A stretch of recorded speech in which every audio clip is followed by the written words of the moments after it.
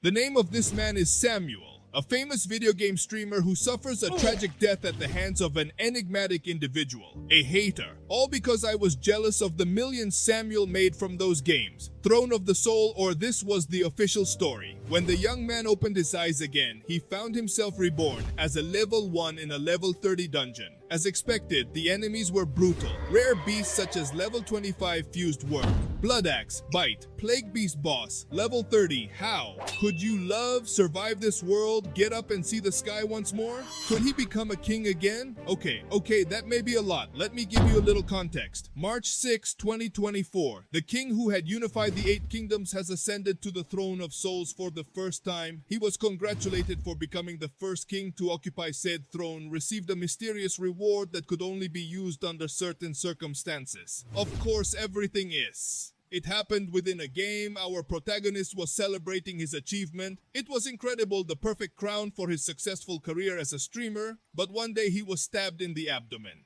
This guy was strange. He despised him deeply. He didn't wear proper clothes. In our time, he said that a dog is not fit to be a king. Doctors tried to save Samuel's life, but when the boy went into cardiac arrest, every discharge of the defibrillator looked like a mysterious energy discharge when he woke up. He was confused. The last memory was the stabbing of the mysterious Brian. Also note, Caso, there is a mountain of corpses around, wondering if he has gone to hell, but that makes no sense. He was not a bad person in his previous life, in that I feel a strong headache as a wave of memories invades him. He tells us that his name is Samuel. He was 20 years old the day he died. He was a video game streamer. Even though he was unpopular at first, his success reached the streamer.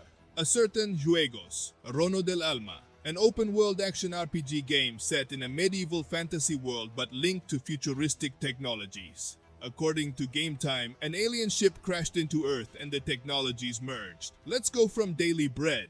The game had incredible graphics, but what caught my attention was its difficulty. Everyone was going to see streamers suffer with said games. Still, thanks to his skills, he managed to carve out a niche and reach the top in It's a Voice Speaks to Him. Agonist this voice, he is asked if he has recovered from the Renaissance. As he spins, he realizes that it is a system that calls itself High Dimension, congratulating him for meeting the requirements for his rebirths. I love the hour he understands the reward he received. It would be activated with his death, but thinking how good, why the hell didn't they send him to a world with beautiful women and in bathing suits? Damn! High Dimension explains that the key to rebirth is an exclusive reward from the Throne of Souls. Other games do not have something like that. Samuel knows that there is no gift without intentions. Asking what they want from the High Dimension, he answers, what is simple, he must do what he does best and sit back in the Throne of Souls. And he manages to receive a reward known as the transfer key, with which he can travel between worlds of different video games. Since for High Dimension, each game is a universe in itself, or if he prefers with that key, he can return to the original world. This clearly pleases Samuel, a reward as that should not be wasted. Still, you deny this games. It is incredibly difficult what you do. You ask how to do self-driving, and surely you can't revive like in the game. High Dimension tells him that reviving if he dies is certainly not possible, but he is not disarmed. As such, there are resources to which you can turn. He can complete missions and objectives from another 100 different games that he has already completed while living in our world to randomly unlock the protagonists of said games and take their abilities, powers, and equipment. That is, of the 100 games that he has completely gone through. Can he take the skills of his protagonists? This idea clearly sounds interesting. Imagine all the games that you have played and offer you the powers of their protagonists. For Samuel, he is grateful for having gone through so many games in his life. So in those 100 games that they offer him, there are many AAA games, as well as index games and many interesting things. Still, the possibilities are endless. High Dimension tells him that if he prefers, he can also play as a civilian and live without skills. Units. Samuel thinks that last option is attractive. Of course, it is also the most dangerous to be a civilian if you do not face monsters, but you would face the worst enemy, humans, diseases, famine. Furthermore, it is obvious that High Dimension is trying to influence him to decide to go for the throne. Samuel replies that there is no need for me to try to influence him. He was a civilian for 20 years in his previous life, so he will not be in this one, but he has a question. He wants to know if there is a time limit or punishment to reach the throne. Tell me, Answer: no.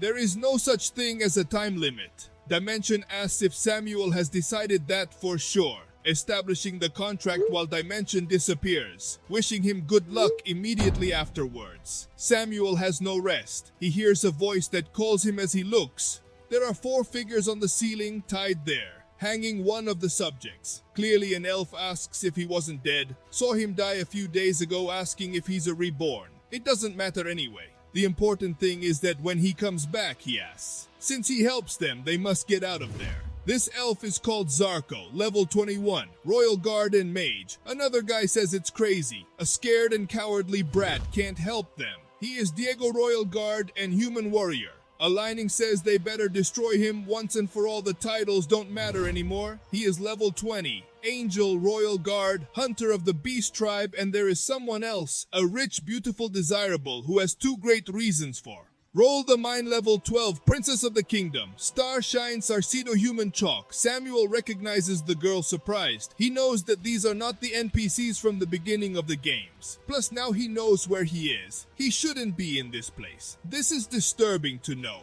I would have chosen to be a civilian, or that's what you find in the Cave of Wailing. Level 20 to get in, rent to get out.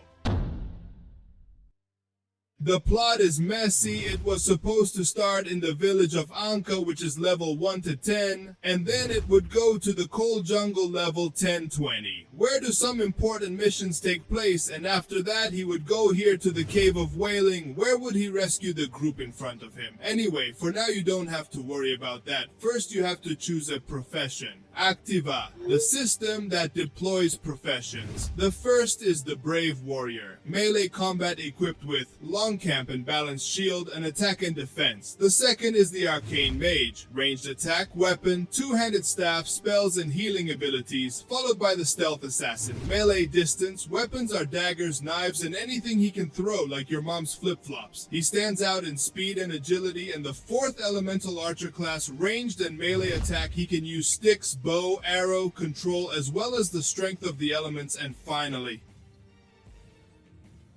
and not so important, the Disinherited, a character with no profession, despicable, no special abilities. He wears no armor at first, he only has rags and a stick. Come on, we already know which one is broken. Obviously, Samuel plans to choose that class. Even Dimension is surprised, but the protagonist explains to him that with said class, he reached the throne. In the game, it is normal for him to use the Dimension again, who we will call from now on the system to make it easier. He tells him that it is crazy to use this time it is the worst of all of them have no skills. If this world is already difficult in itself, with that class the difficulty is multiplied by 10. Samuel explains that in this world the survival rate is low. The Disinherited is a class that increases said rate. Furthermore, it is true that later he can change class, but even if he changes the main characteristics, that you maintain one of your first class. Therefore, he prefers to the Disinherited, who is the only one who brings from the beginning to the maximum survival, that he is going to help in the early stages. Not only that, he is the only one who can find and interact with a certain hidden NPC, getting points and special attributes. Although it is the most difficult, it is also the one with the greatest gameplay, in addition to having a certain unique characteristic. With that class, you can get all the achievements of the other classes at once, without having to start from scratch. That was the reason for his success in conquering the Throne of Souls. Also, you can equip it with any equipment from the other classes. Of course, it doesn't use all the power of the equipment, but come on, it's an all-in-one. After the extensive explanation, the system understands giving you the class by updating the main mission. You must arrive alive at the exit of the cave, rewarded with an account unlock point. That point allows you several things. First, unlock the right to use 25% of the items in the warehouse of your original game account without level 2 restrictions. To block a character from some games that has already passed, obtaining towards 25% of their abilities and items. Good.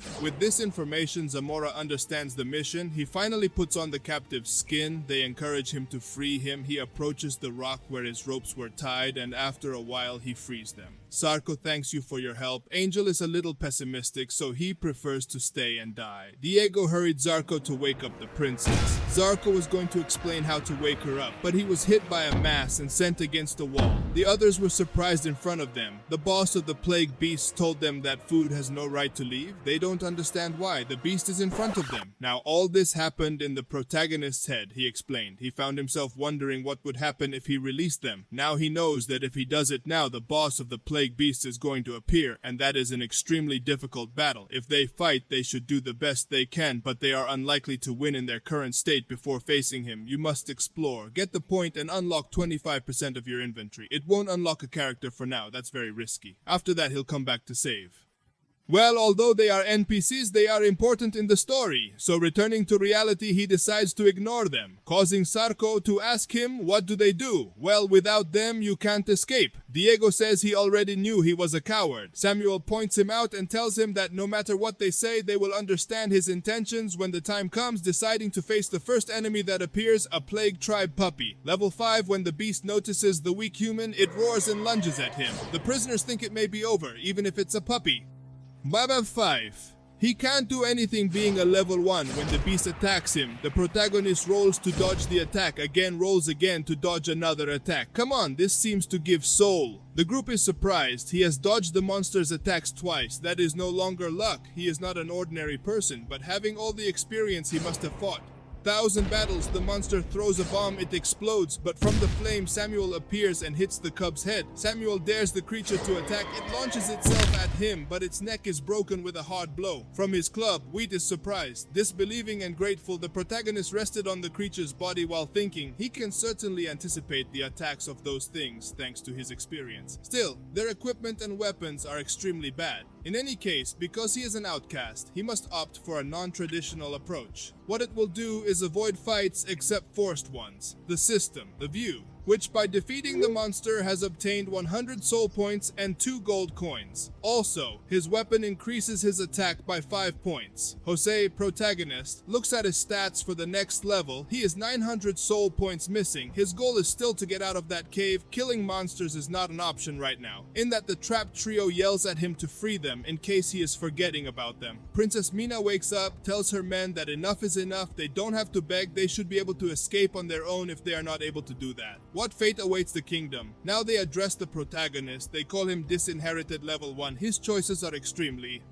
Still, he respects his decision, but although he is very sure of himself, he warns him that it is reckless. It will lead to his death. Samuel thinks about how incredible the princess is in her position. She is able to maintain the calm and elegance worthy of her kingdom without a doubt, and responds that she has her own plans, and even if she tells him that she will come back. For them, they are not going to believe him. Diego replies that if he is insulting them or believes them idiots, the princess stops him. The protagonist thinks, according to the lore, if you don't save him, they will find a way to escape. Of course, that would make him miss some important achievements related to the princess. Saving them or not will depend on whether the exit comes quickly and what rewards you get. Sure, allies are important, but his own life is more important. On the other hand, this cave is the last dungeon in the first zone. He went through it from top to bottom, from left to right. In the game, he picked up every hidden object, every special thing, so he knows it as the palm of his hand. He knows which path to take to get out without encountering enemies. Also, there is a key character here that he needs to find getting going. He hides from the enemies until he reaches a place where there is a kind of jar. A voice is heard asking who is there. The person inside says not to be afraid of him. He tells him that he was sealed in said jar. After trying to hide from the beast, Samuel breaks the container, freeing the subject named Lucky. Level 27, unknown profession. Ed is surprised that a despised level 1 has saved him, asking him how the protagonist can pay him. You are scared and says to help him save his friend. Lucky accepts both advances, runs into a level 18 monster that quickly attacks them. Lucky angry fights because he knows that it was that monster who locked him in the jar, cuts off his head without hesitation, taking revenge. Samuel falsely flatters him by telling him how impressive the protagonist is, taking him to an area with a large cliff. He says that downstairs he has heard his friend's voice. We have to find a way to go down and rescue him, but Lucky with a crazy face kicks him down, saying that he has already found a faster way.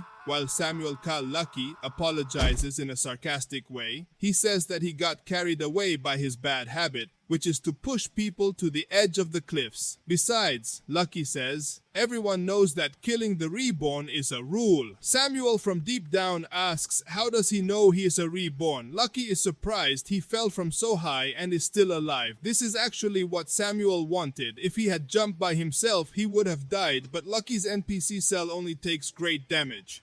But he doesn't die. Still, the pain he's in is insane, but it'll be worth it for the objects down here. Lucky leaves saying that he must have stabbed him before pushing him. He had already heard about the reborn and that they are difficult to kill. He was still trapped under there. There's no way he's gonna survive. Tamuel tells us that Lucky is a cunning NPC who went out to enjoy pushing players into the abyss. However, if it is used properly, it can survive their thrusts and reach zones. Finds now. That concept of rebirth is something you have never heard of in the game. As he heals with a potion he took from the body lying next to him, he asks the system to give him more information about that. The system tells you that said information is blocked, but what you can share is that it refers to people who die and then resurrect in this world. Wow, the system is genius. Who would have guessed it? In any case, it recognizes that reborn is a dangerous identity. I know that you will have to handle it carefully. Starting to search, reaching an area. It hides the lost ruins of an unknown level, the throne of the soul, being an open world adventure game of a fragmented plot and narrative. Players should look for clues in different NPCs, monsters, objects, bosses, ruins, and other things, so they could really dazzle the world. As a player who has already passed the game and completed each achievement knows all the secrets except the new unknown elements. In the center of the fictional world called Pascalor, there exists a huge being called Soul of the World. Under its radiance and energy, all species coexist in harmony and the world was full of life until one day a spaceship called Deep Space Explorer crashed on Earth. Everything changed in the world, although peace heat faced the apocalypse. It wasn't the end, but the world was divided again. This generated more diversity. Friends turned enemies, civilizations collapsed, and where you are now is collapsed civilizations. Here he already makes an exit through an underground river unknown to everyone. The mission is simple. Get to the exit alive. He never specified how to get out. Of course, this path is safe in terms of monsters, but the mortality rate is higher, given that you have to be precise in your movements. A bad landing means death hurtling down, but for one who has gained so much experience and countless deaths, this is no problem. Samuel descends precisely between platforms without any difficulty. He was about to slip, so he decided to take a break. He must be more careful, but just as he was resting, someone appears behind him telling him to be more careful, since this way they manage to escape. Samuel surprised. They attack him, but the guy dodges him. Moxa messed up with such a bad temper apologizes. He is a level 30 Joander, a human element explorer. Joander apologizes. He shouldn't have scared him from behind. He should have stabbed him and killed him. Samuel asks who it is. He quickly remembers it. It's him. It's the corpse that was underneath when he fell. Now he knows it. He asks him if that's a reborn. Joan scoffs, tells him that he's slow but he's fine, unlike him who was reborn as an explorer. Level 30, Samuel is level 1. He also adds that he is going to kill him, thrown at the protagonist, injuring him in the abdomen, a blow with which Samuel loses half of his health. He asks him why, if he has no enmity with him. They are both reborn. Shouldn't they help each other? Johan's mocking, helping himself, how reborn is perhaps a joke. Perhaps your system has not informed you that the reborn are the friends of all beings, but the greatest enemy of a reborn is another reborn. Joander scoffs. He thought it special to see how I knew this secret path, but it must be rubbish. Samuel attacks him. Joander dodges. Joander tells him how he has guided him. He is not going to kill him directly. He is going to leave him to his fate, deciding to leave. While teasing Samuel, Maya, injured, asks the system why it is hiding information. The system responds that it should not be deliberately hidden, but that secret information must be discovered by Samuel himself. Due to what happened recently, he has unlocked 3 pieces of information about the reborn. First, the reborn are defined in this world as evil outsiders who are hated, persecuted, and murdered. Nadia knows the reason. On the other hand, the reborn hate each other and compete fiercely. The purpose of said competition between reborn remains blocked for Samuel by killing a reborn. Also, you get a lot of soul points as an experience and also unlock points for new accounts. Second reborn is a general term for everything that is reborn in this world, but that doesn't only apply to the human species. Reason is not yet unlocked. Reborn can also be reborn into any race existing in this world and into any gender, occupation, identity, and standard of living. Another important issue is that low-level reborn can be identified by high-level reborn for a limited time. Of course, reason still remains blocked. Each reborn initially carries with them special information about the world related to their profession, except for the disinherited. However, the latter can have special information from other professions through job transfer, but more information is not yet unlocked. Except the curse is on the verge of death. What use is giving him that information? Now this world is too complicated. He begins to fall, but he does not plan to let himself die. He tries to fall as best he can. He holds on as best he can. He is not going to give up. He has got the opportunity to be reborn. He is not going to waste it so easily that this way he reaches the bottom. Although his pain is atrocious, he is not going to give up. Finally managing to fall to the bottom without dying just a little longer. The exit is 10 meters away, but a roar stops it. Is it a rare beast level 25 worm tooth fusion? The protagonist wonders, what the hell is there supposed to be no monsters in this area? Now he understands. This damn Joander must have lured that thing here, and to kill him the monster releases 100 tooth worms. Love is surrounded. Its only free path is an acid river. Behind him the bugs launch themselves against the protagonist. He avoids them by launching himself into the acid river. Of course this causes damage to his body. It is a pain that pierces his flesh, sneaks into his bones. Remaining in that river for a long time is going to kill him. On the other hand, the monsters also die. They enter. He moves through the waters. The monsters dare not approach, but for Samuel there is only one possible path, crawling through the acid. He's not willing to give up after everything that's happened on Earth. He was certainly successful, but his life at first was desperate, frustrated, betrayed. He was born in a rural and very poor area. He thought that by entering an important school he would get his family ahead, so he left his poor mother behind in the city and stuck himself in order to pay for his studies. He worked very late. After arriving at his shared room, he tried to study at night, but his classmates threatened to hit him. He woke them up. Still, his effort paid off. He was accepted into the school he wanted, but the fate of a miserable man is just as miserable. His mother fell ill with a terminal illness. His world fell apart. Work got into debt. He tried hard, but he couldn't help his old lady. Working and broadcasting live became his whole life. He didn't thrive until he hit it with Game Throne of the Soul. And just when he finally enjoyed some peace, when he finally had the goal in front of him, when he was about to reach the top, he was murdered. And now here is a second chance, a new life in a world he knows very well. He is not willing to die. So he gets up, starts running for the exit, but the monsters jump on him. The system almost tells him that he has achieved it, but his body is being devoured by the monsters. They are eating him alive. He has two options: to block 25% of the warehouse object of his account without restrictions on use, or to block a new account from a game that has already been completed. It is 25% of his skills and inventory. Without hesitation, Samuel chooses the safe option. The first option receives a sacred blood elixir whose effect regains all the health he lost. Not only that, it increases its level to the current maximum peak, that is 30. You also receive a bloody shadow set, an assassin class set that improves your agility and intelligence. Plus it brings a shadow ambush special ability next to the set, seeing a pair of high quality crimson assassin daggers. High speed, great damage with crimson explosion ability. Immediately equipped with these pieces, loves to monsters. Now he does look like a real Samuel Reborn level 1, in parentheses 30, that is his current level is actually 31. The monsters return to attack, but with total ease they are exterminated. Even if you only have 25% of the objects, more than enough for the first levels. Also, in his warehouse, everything he has is high quality. Now yes, for Samuel, this is where the story begins. And it really begins, and even the monsters tremble in his presence and try one last roar attack, but he tells them to shut up. The system updates him. The mission will eliminate the fusion of worms, rewarding him with soul points. He without a problem accepts using Crimson Explosion by launching himself towards the worm. Samuel knows the beast's tactics well, so he focuses on dodging it and giving back all the pain he has caused him before with the crimson burns to buff the beast. The wounds also burn and burst the deep hemorrhages, ensuring that the beast suffers as much as possible. Not only that, he summons shadows, an ability of his armor. These are not simple clones. They can attack and are immune to damage for 5 seconds, feasting on the poor worm, killing it and reaching level 8. In addition to completing the mission and getting an achievement, the protagonist is surprised to rise 8 levels by just eliminating a monster once he calculated the game's experience system. Raising the level here is very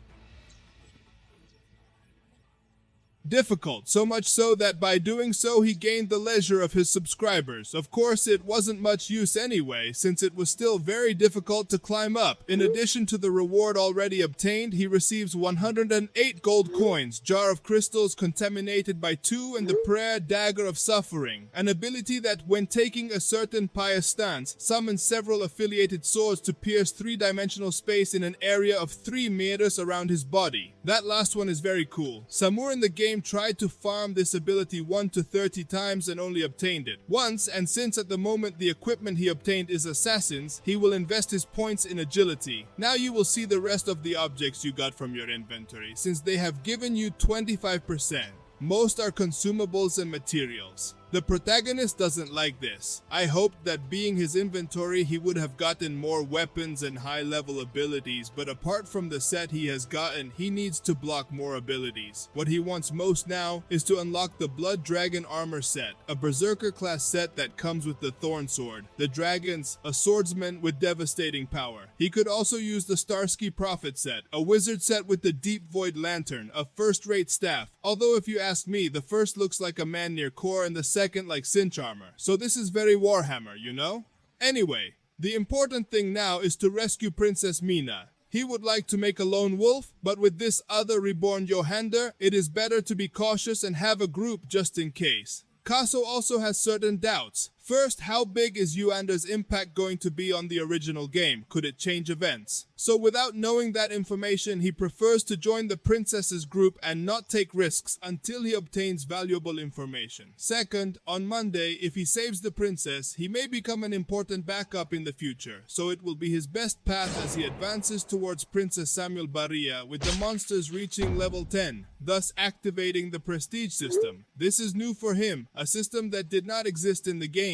It basically works by giving him information on what others think of him, if they're hostile, friendly, or what the fuck, and so far it's going really bad. Meanwhile, that group was still complaining, you can't believe that crazy person went to his death alone and left them there. They had heard that the Reborn are treacherous and selfish, but this is another level. The princess tells her to stop talking nonsense. After all, it's her fault that the others are trapped there, like the nice ones they are. They tell her no, it's not her fault, that they were the ones who failed at that. Their ropes are cut, they fall, except the cat who falls standing up. Of course, cats always land well. Everyone makes sure they are okay. Zarko asks, who is there? Friend or foe? Samuel tells him not to be afraid. That is just a response to his curses. They recognize the voice. He discovers himself. The face had already told them that he would return, but the important thing, after releasing him, the boss will come and arrive in 1 minute. So the protagonist must be ready. The group of their ties. The princess thanks him, but still doubts the young man's true intentions. He tells her he doesn't care, but they must prepare for the battle to come.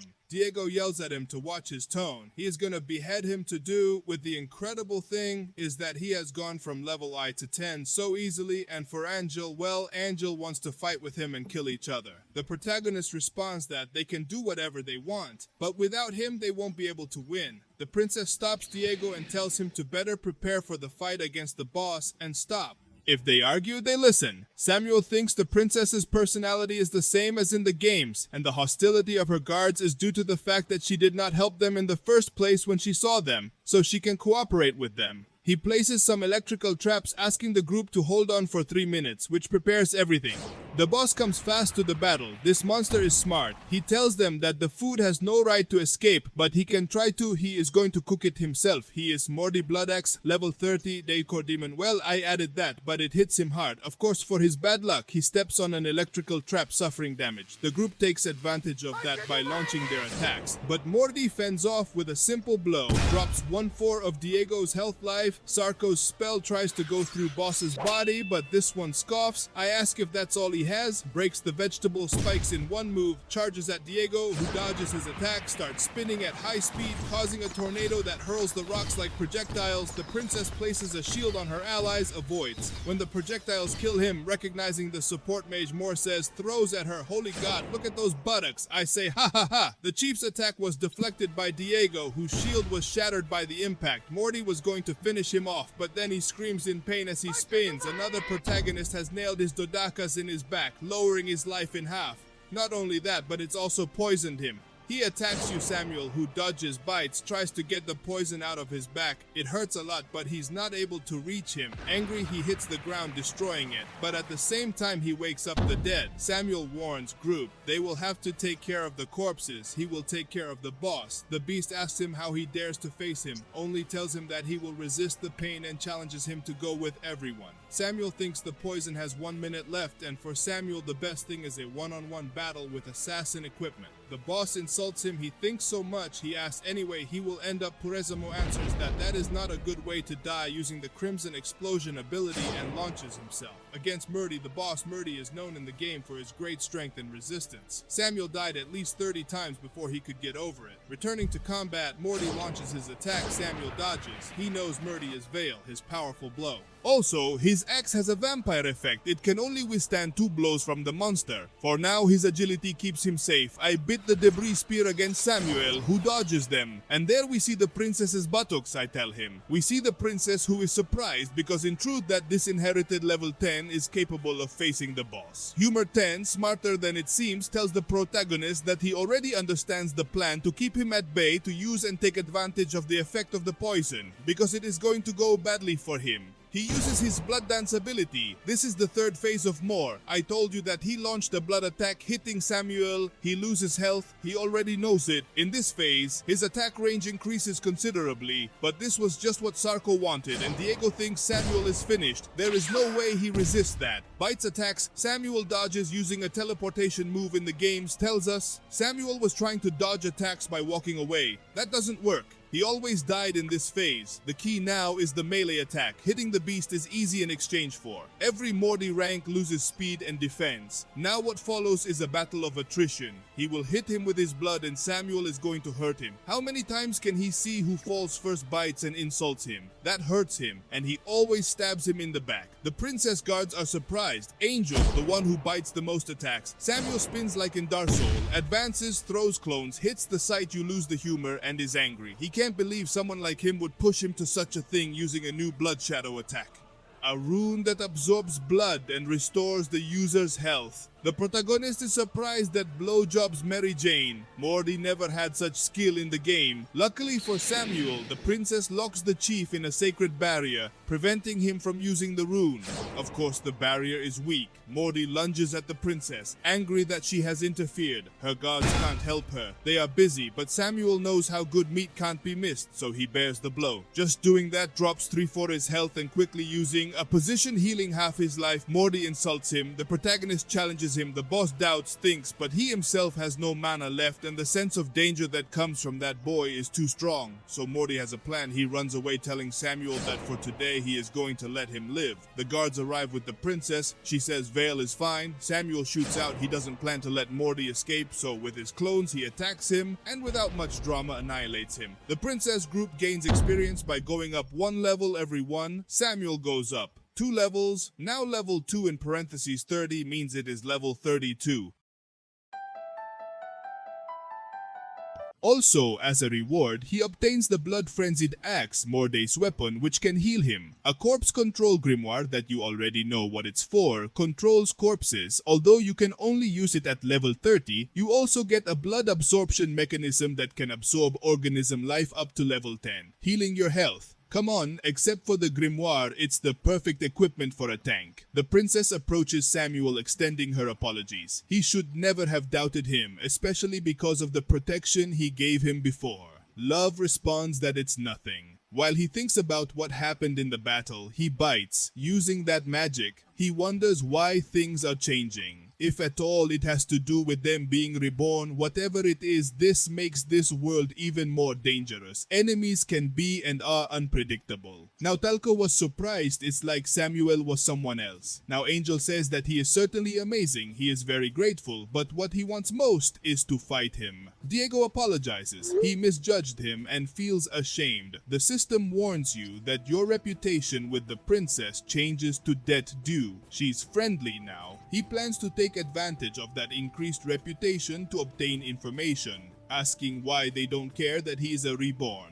The princess explains to him that they are still targets of enemies. She knows well what it feels like to be persecuted and attacked by everyone, so they find themselves in similar situations. Not only that, she is not the first reborn they know. Several reborn have already helped her. Before, they were also powerful. That interests Samuel. Powerful, reborn. The princess tells him to be told more, but this is not the right place to chat, of course, so they prepare to leave. God bless the one I drew this girl. They are starting the exit. The princess tells him that there is a wide category of reborn. The term reborn refers to people who for unknown reasons die and are reborn in other bodies. These have special particular powers. They appeared for the first time before Star Wars. They are different. They think differently than normal people. Most are cruel, crazy, ruthless. They ignore laws and rules. At first, the kingdoms ignored it until an ancient prophecy came to light that said the world would collapse and disintegrate, and only the reborn could save the clear under their own kingdom. The kings clearly did not like that. They declared such a thing as heresy and persecuted the reborn to death. Furthermore, the people themselves were not willing to give power to foreigners. They met a certain reborn one, very powerful but courteous, with a wild and fierce but kind aura, much like Samuel. She considers herself lucky to have met them both. Although her life is difficult, Samuel's will undoubtedly be worse. She throws him a dagger, telling him that it is for him. He looks at her. She tells him that that dagger was given to him by the other reborn who knew a dagger known as Hidden Guardian. According to the information, although it is a dagger, its damage is comparable to that of a sword. The best thing is that it hides the true identity of the bearer. Samuel has never seen such a dagger in his life as a player. A dagger that will undoubtedly avoid many problems according to her. Her guard complained. That dagger is important to the princess.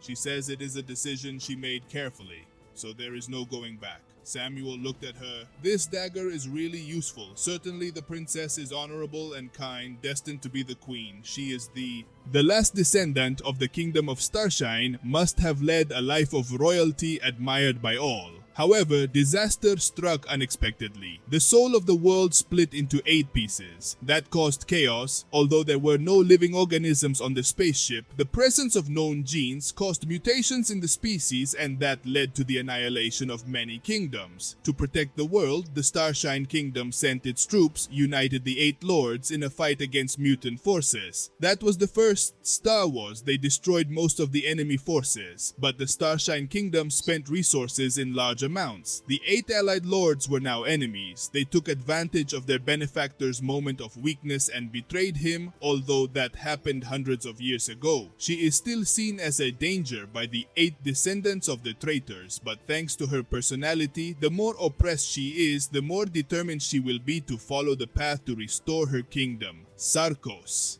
Samuel approaches, asking if all those corpses on the road were his things, but in that Angela scene at the exit, the princess hurries to finally a beautiful landscape. They have finally achieved freedom. They are happy now if they feel alive. The princess has no words to thank him. She doesn't know what else to do. Samuel tells him that he can thank him with sex. Nah, well, no lie, I just made that up. He tells her that nothing happens. Age is more than enough. He already knows what he will do next. But he still decides to ask her. Zarko prefers not to be counted, but Diego says they don't lose anything by doing so. After all, Samuel is her benefactor. So the princess tells. They had hired a group of mercenaries, but halfway through they tricked them and took something very important to her. He knows that he refers to the 8-star necklace with the core of the soul of the world, proof of his lineage and one of the most important objects in the game. She feels guilty about losing him, Diego even more. Not to mention her other two guards, the princess is desperate to find him, but Samuel tells her that he can guide them to them, but they will have to trust him. The group is surprised, obviously incredulous at the young man's statement. They have invested a lot in trying to find them. How does he know where they are? The princess apologizes for her disbelief, but that is such a tremendous fact, so it is difficult to believe. Samuel scares her shoulders and tells her that she trusts him. She blushes. She tells him she will, while her guard tells her, hey, be careful with those hands. Galan, charcoal jungle level 10 to 20.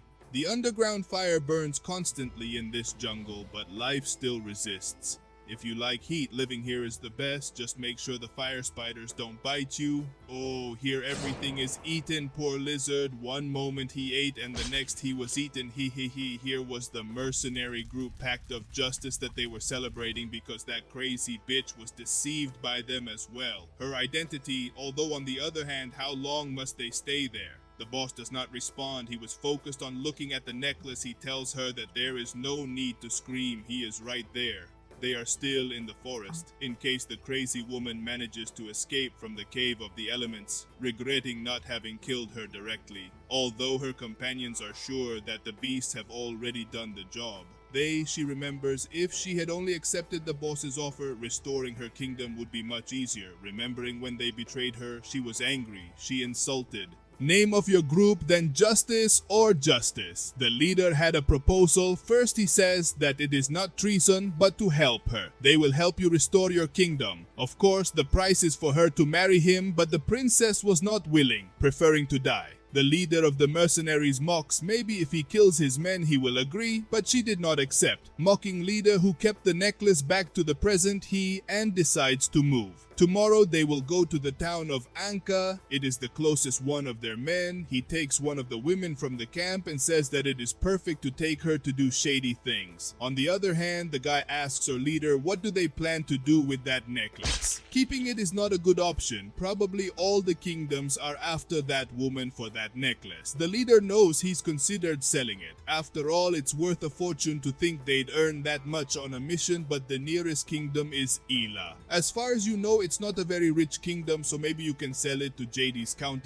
County, whose emblem. Is it a lion, the Principality of Helena, whose emblem is the rose, the County of Wambas, whose emblem is the bear claw and an axe are the nearest kingdoms? Would they kill each other for this necklace? Without a doubt, the power of that necklace is immense. Telling someone else that, then why don't they keep it or use it? But the leader is not stupid. If you take power that you cannot handle, you end up dead. It is better to sell it and let others deal with that problem. After all, they want to live a long life. Returning to the protagonist, they had found Homer's camp, Holy Heaven Princess. Thank God we are at the end of September. Miguel. Seeing the princess in that pose is the same as Angel's, I swear. Well, let's go back to the story. The group was thinking what they would do are outnumbered, and the level of the enemies quite similar to yours, maybe late at night and steal the necklace, but Samuel says no, they have already killed guard. In 3 hours more will come. If they discover the bodies, there will be no chance of anything. Also, their leader's skills are not bad, but he has a plan. The biggest disadvantage they have is the number of enemies, so they are going to even things out. In the depths is a cave full of fire spiders. They will win if they take the Spider Queen to the mercenary camp. The red fire spider level 30. The group has set off, but Diego had his doubts. The plan is interesting, but not feasible.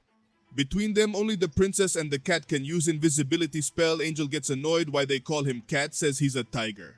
The princess adds that her invisibility spell is individual, not group, and by becoming invisible, she and Angel, the aggro of the monsters, is going to head towards the non-invisible. Although Angel is not willing to make himself invisible, he wants to fight. Samuel says that if he continues with his plan, no one is going to die, handing him some objects. A potion called Lonely Shadow, which makes you temporarily invisible, in addition to the Whisper of the Gods, an original object from the spaceship that fell to Earth, which ignores space, being able to communicate with 15 within a radius of 1,000 memories. Then the ice grenade freezes and realizes the enemies. Of course, if you use it wrong, it could affect yourself. Zarko, Diego, and Angel are astonished. Where the hell did he get such objects? The value of those things is amazing and he gives them 3 so for so.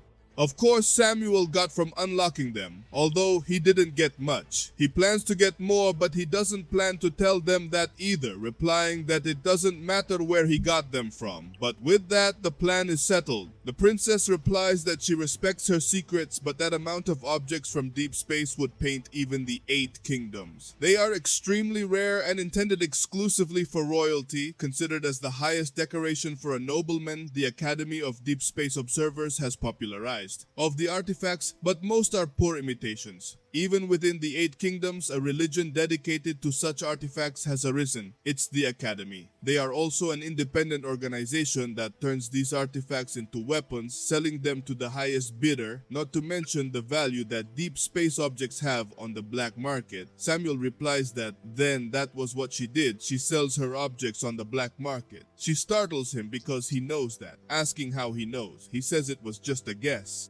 Of course, he really knows everything about her. He also tells her not to worry, they will get everything back soon. She blushes, she thinks to herself, because her words always give her a feeling of calm, even her heart beats fast. After this, the system announces the mission update, help the princess recover the star core. This is good for the protagonist, also asking the system what other way he has to earn unlock points. This tells him that there are currently 3 complete missions, kill Reborn and redeem accumulated theme points. It doesn't seem like the shapes are complicated. Samuel's plan is to help Mina, then dedicate himself to unlocking accounts. The group prepares by arriving after a while at the nest of fire spiders. In this place, they massacre the babies mercilessly. In fact, they are having a blast doing it. The princess burns the eggs. They do the same thing to provoke the queen. The first to react are the adult spiders. The group flees following the plan. The queen soon appears screaming for the death of her children. Now it's the protagonist's turn. The queen attacks him, incredulous that a human has dared to bother her. Asks her what her purpose is. He dodges her attacks and tells her that if she wants to know, she will have to defeat him. The spider recognizes that he is not an ordinary human. Speed and courage. She transforms into a human appearance, approaches Samuel, takes his face, and tells him that he likes strong males since he has destroyed his eggs. She wants him holy, father of beautiful love. She wants him and her. Why? To cross the clouds of pleasure and have many children together. Oh my God, sign it, sign it. Samuel responds that if anything, take him to heaven. He refers to injecting his poison into it after devouring it while experiencing extreme pleasure, responding that no thanks and blowing the thing's head off. The spider reappears in his angry originate form, calls him an idiot for not accepting, and I agree with the spider, attacks him with acid. Samuel dodges and heads towards the camp.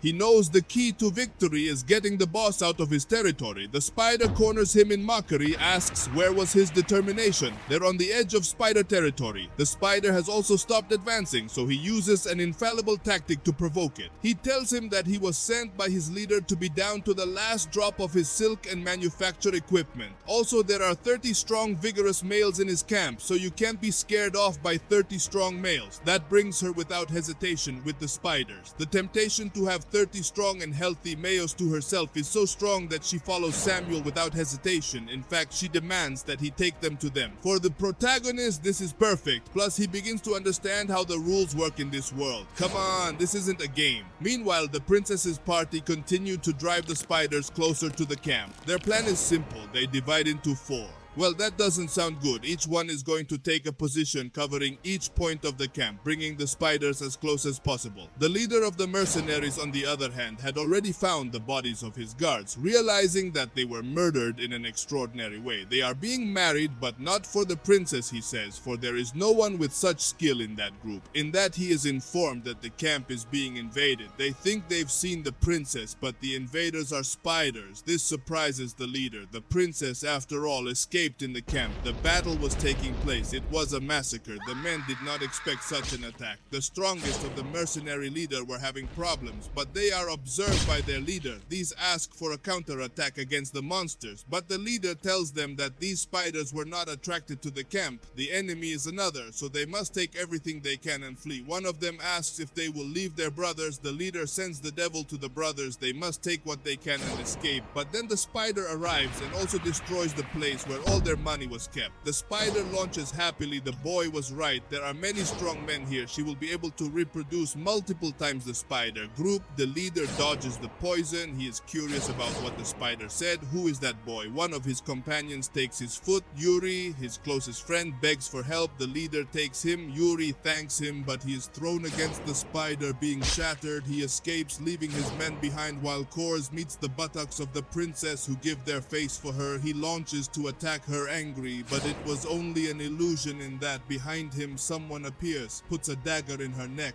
veils him, and counterattacks. Samuel dodges him.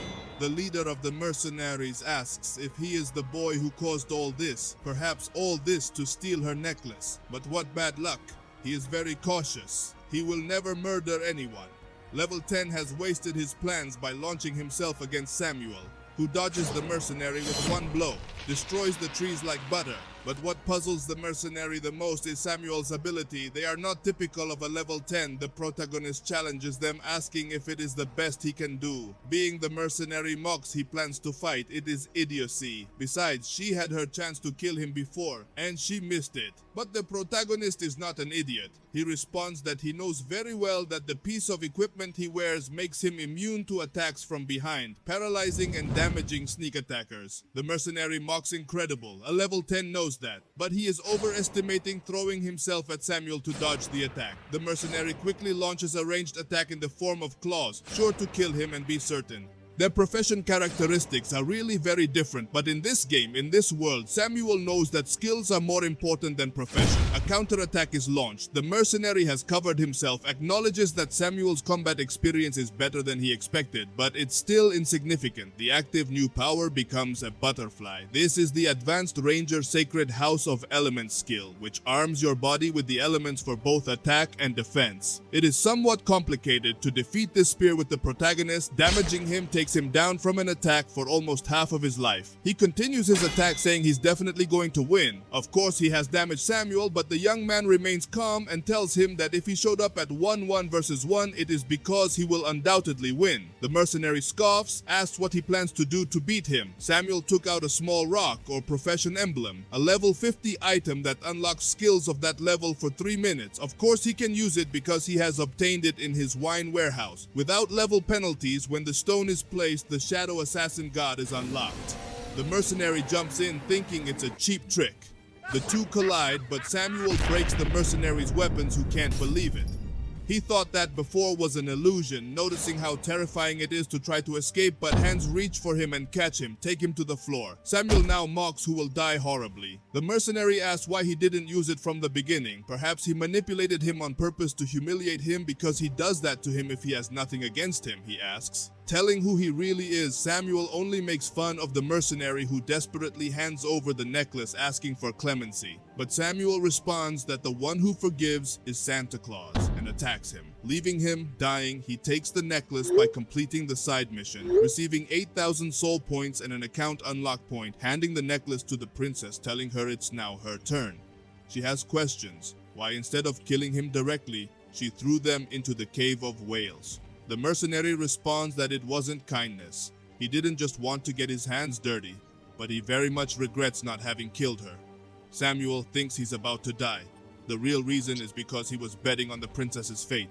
If Samuel did not save the princess, she would have escaped anyway, and he would have submitted to her to help her regain her kingdom, but as a consequence, the princess's side would have turned against Samuel. He's only going to prioritize his own interests, whether it affects others or not, he doesn't care. So for his love, the guy is better dead.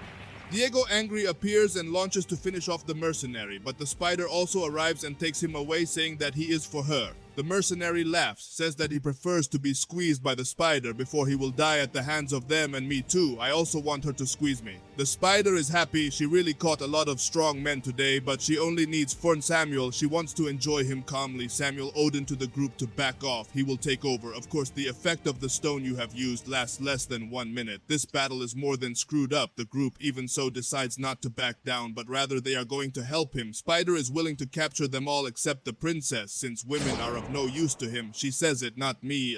She lashes out at them. The group is really screwed, lost. Well, it was a pleasure to summarize this for you. Here it ends. Don't wait for something to happen. A big hand stops the spider. Samuel is super surprised. In front of it, Dragon Mask Trady has appeared with black. The level is unknown. The devil that I sniff just as I like. Samuel wonders why the black dragon is there. The dragon seems to say something with one of its legs. It holds the spider trying to escape. Everybody's surprised. Samuel orders his group to stay still, not make sudden movements, while he thinks that this is crazy. Something like this should never have happened, so he must find a quick solution. The spider screams. The dragon who is going to drain it, he is going to eat it. He raises his leg. She is happy. I think his threats worked, but the dragon just takes it in his mouth and crushes Samuel. Realize that in the game Wild Species, how spiders have an isolation of racial recognition and ignoring the difference in levels. Think simply, if you don't submit, you fight. Now the dragon brings D in with black, doesn't he? Rather, the guardian dragon D icon black, one of the original 3 guardian dragons of the world. In addition to this male, there are 2 females, one red and the other blue, all with different powers and levels, but the 3 legendary after Star Wars. She disappeared, although as a player, she knows where she was, but you will go without the maximum level would be a death sentence. The dragon prepares a breath of fire to kill the group, but Zamora speaks in Dragonian language, asking him not to. They are not his enemies. The dragon is surprised and swallows his fire. The group is surprised. He also knows the language of the dragons. The dragon roars and asks who he is. How does he know their language? In all the ridiculous and disgusting human history, few have achieved such a thing.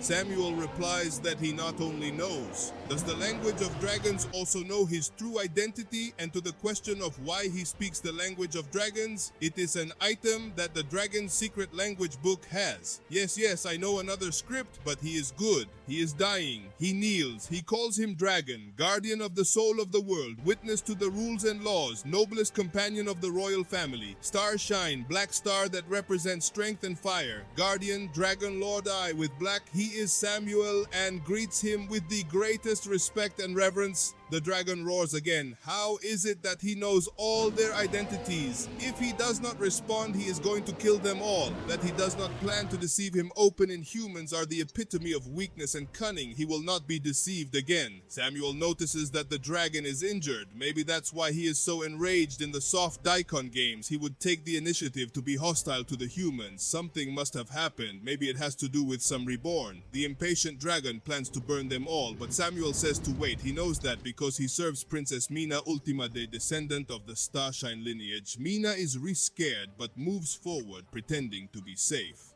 Samuel continues according to the contract he signed. Not only can he not kill her, he has a duty to protect her. He is Dragon Smocking. He dares to threaten him. He is an interesting little human. He protects the soul of the world that keeps balance. He is not the guardian dog of humans. His contract with said family was just for fun, and it is but when said family was exterminated.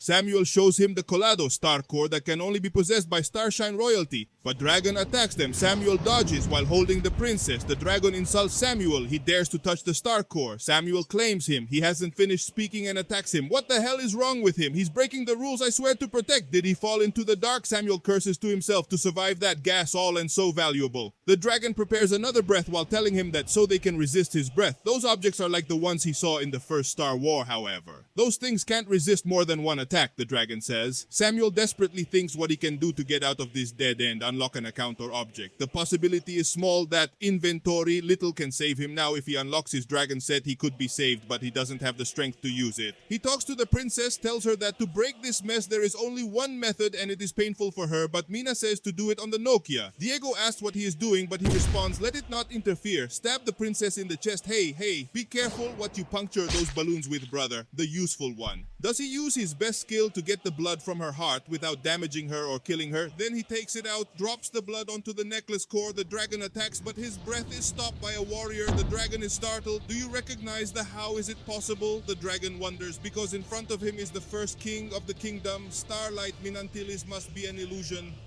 How is it that he has returned? He has been dead for hundreds of years. They are not going to deceive him, says the dragon. Samuel challenges him to investigate if it is an illusion. The dragon attack. Minantilis defends himself from the attack that destroys the entire landscape. Around him, Deacon thinks he has won everything. He survives that final breath, but his surprise is wrong, seeing Minantilis standing, and Eliso with 1 foot. Minantilis destroys everything. Say with that question, how is it possible that that hidden core makes such power that defies the heavens? But even more incredible, he witnessed his death in Antelope Spear against the incredulous dragon, who with a simple blow feels half of his life abandon him, understanding that if indeed that woman is a descendant of that man, he launches an angry attack. He does so in the direction of Mina. But Minantilis stops him using Rebound, an ability that deflects attacks and has a probability of stunning enemies. Sarko, Diego, and the AG is surprised with such a large body using Rebound with such ease and speed. It's incredible. Of course, Samuel knows that his power is incredible, but he has huge flaws in that form, so he must end that battle before said flaw comes to light. The dragon is astonished. Minantilis attacks him again, stops his sword, a centimeter of dragon face that he remembers. It is the same as the first time that man saw him, who went to his cave and told him to accompany him. He introduced himself as Minantilis, king of the humans. They both fought. How was he going to allow such an insult? Of course, at that time he was a young 100-year-old dragon, barely reaching his maturity, but he was pushed to his limit by that still defeated man. The dragon was not willing to obey. He preferred death. Minantilis then decided to grant his wish. The dragon trembled with fear. Minantilis, and recognizing his fear, decided to give him another chance. You can hate me, he told him. Guide me, and the day you feel ready, you can challenge me to a fight to the death. Until then, he works with me, the confidence of man, astonishment, and insulted the dragon equally, a species that barely lives 100 years. You dare treat him like that? One day he would take his revenge. I accept, but before I can take revenge, Minantilis.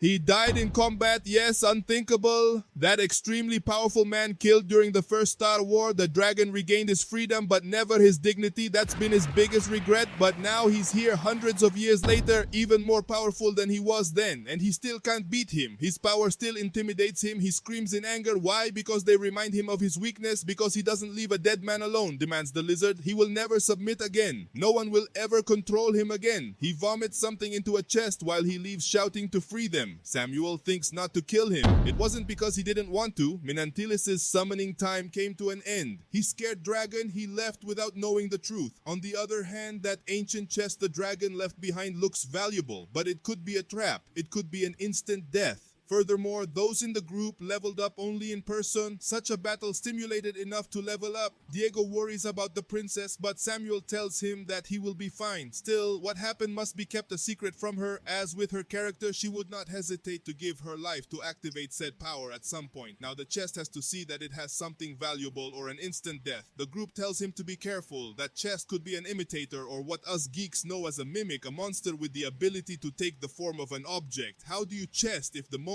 you try to open them, they devour you? But Samuel opens it and it turns out, wow, a rain of gold coins looks like a gold one. Not only that, they are coins of the previous king. Every 1.1 value of 50 current gold coins, damn inflation. He also obtains a key to the Dungeon of Exile, the coordinates of said dungeon, and a summoning bell in which the ashes of a specific character are applied. You ring the bell and you can summon the spirit of the person to fight alongside you. Samuel leaves all the gold for the group, just take the subjects. Diego is against that because he says that Samuel has done a lot for them. He should also take a lot. Part of the gold, Love responds that it is not that he doesn't want it, but that it will be his investment in the restoration of the kingdom. So when they restore the kingdom, he expects it to be returned to him in abundance. Diego by the hand Samuel because he was completely wrong about him. Besides being a great warrior, he is a businessman. Will he take advantage of the investment on behalf of the princess?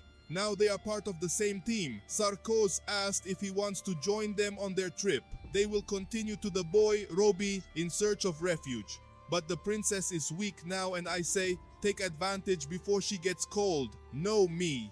Baron Robin, a famous nobleman from the Principality of Helena, rich, with many contacts and somewhat savage, is an ambivalent figure for both good and evil. His family owes a lot to the royal family, Starshine, so he has a lot to help Mina and nothing against her. He's the best candidate for them. Samuel, however, says that here they will separate. For now, he must go to the town of Anka. Zarko asks why a town as insignificant as that would go. But Diego responds that it's okay. They must get going. They say goodbye. He has been the eldest. For honor, assuring that they will see each other again has significantly increased his reputation with the princess's group.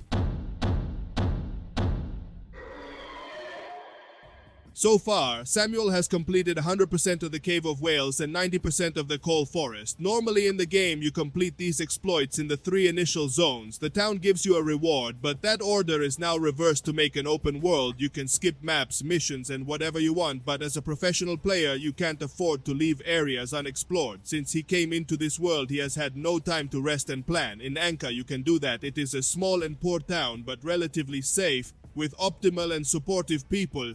Rare to find something like this in this apocalyptic world, and it's all down to the mayor of that town, Enkaville. But something's not right. This atmosphere is very quiet. You can't hear insects, birds, and even less the sound of the villagers who are usually at parties, and not to mention that the road to the town is lonely. At that, he hears a scream. Something is wrong in the town, so he hurries his pace.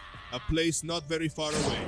Prayers are heard in an unknown language. The hooded men tell him the young man should not try to run away, to accept the promotion they give him. This is what they say is the time. He releases a strange worm on the boy. Using it quickly tries to enter the boy's abdomen, causing him immense pain. But a knife flies and annihilates the worm.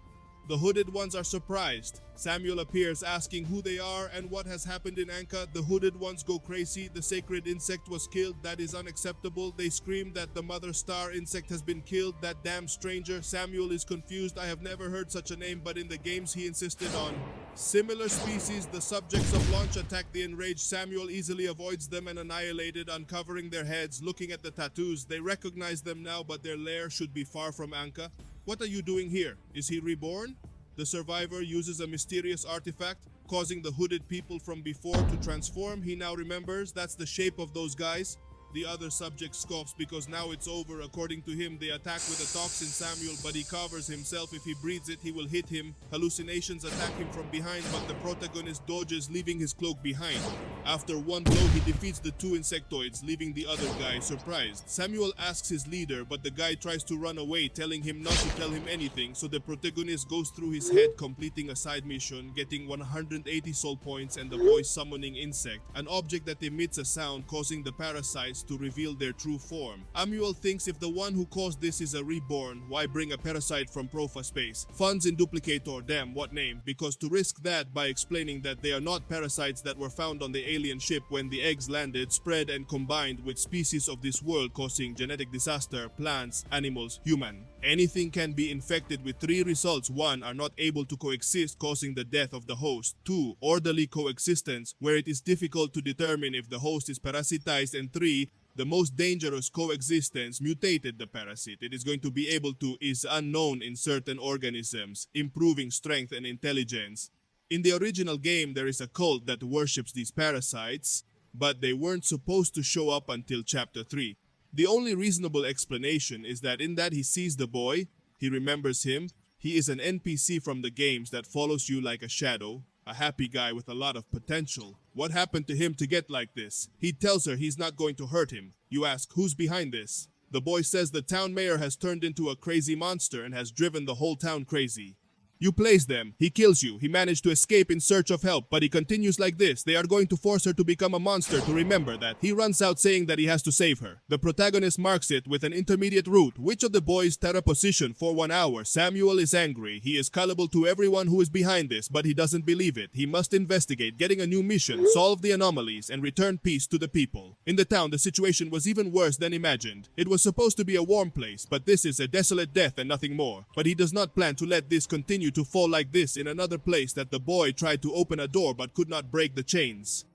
The woman inside tells the young man that, by the way, his name is Dawn, not to worry about her, to run away, but he refuses. He was going to attack again, but his sword, stopped by Samuel. The boy recognizes the protagonist and asks him if the person sent by the Principality of Elena to clean up the town, begging him to escape before it is too late. Samuel thinks that then they were sent to someone. Everything gets complicated. He responds that he has no relationship with him. Manticipado is just a traveler, asking about the place where the insect men are hiding. The boy responds that in the lowest part of the town, begs to help free her. Samuel tells him no, that he must understand that if he helps them escape now, they won't get very far. First, he must solve the problem in the village, and for that he needs the boy to become the bait. This scares both of us. The woman who is the boy's mother says not to worry about her, to please save her son, but we're finished, she will save her mother. She accepts the dangerous task. Samuel returns the sword to the boy. And if he hides waiting for them to come later, the boy was finally found and captured by the subjects, angry that he did not accept the ascension. They ask why he rejected her, why he rejects the mayor's will. He does not respond that goodwill is to donate $100 to come, the rest is madness. He attacks the subject, who obviously stops the attack. Pity the boy, his mother begs him not to beg her husband not to hurt her son. Don says that he is no longer his father is not a monster, deciding to take the boy to La Guadira to convert him. Well, the ascension will save his family, while the question advances for you that they went to look for the boy before what Samuel dodged. Of course, they have not heard from them and sent more to look for him. Don arrives at him, where Don uselessly tries to refuse the blessing. He also tells his father that he was never good, just an abusive alcoholic who stole his mother's savings, screwing another one-armed man over Latin America, and now helps ruin the people. In that, he received a message about the death of the 3 subjects, and not only that, the insect mother Estela was also unlived this. It infuriates Don's father, who questioned his son about what happened. He pretends he doesn't know anything. His father is willing to torture him, but Don tells him to let the mayor do it if he is so brave. In that, someone speaks, some doors open, Don is thrown in a 2. He asks him if he knows, because of all the people he noticed him. He answers to himself, because you are full of life. Others seem to be living dead, but you can inherit all my qualities. You are young.